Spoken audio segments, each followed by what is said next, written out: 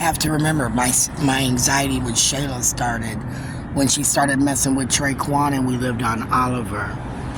I think it was when she said she was chased by dogs and had to run out of her shoes.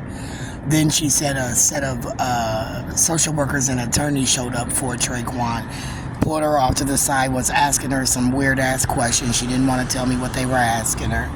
Then she told me about the football where, he accidentally hit her in the face with the football, left a nasty-ass bruise on her face. Then it was, she brought him to the house. O'Shea, which was Traquan's brother and a friend of his or something. And then they stole. Shayla was upstairs getting her stuff ready. They were first time in the house and they were on the computer and they stole from my crib and then they couldn't come back in. So that was when my anxiety with Shayla started to kick in. Then Shayla started acting real weird and she was fighting like Larice and she was fighting Kendra.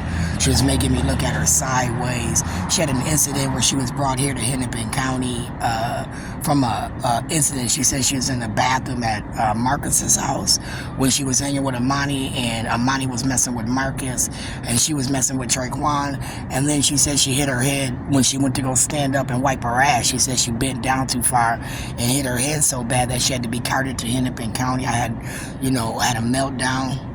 That was when I decided that Bobby Joe Champion, being the attorney and a set of social workers, Diana Wilkie, reached out to my daughter.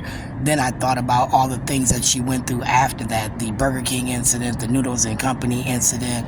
Then I thought about the belt in the head where she had to get staples. Then I thought about the car accident with Brandon Baker. I started to think my daughter was terrorized so much. At one point, I thought she just fucking killed herself.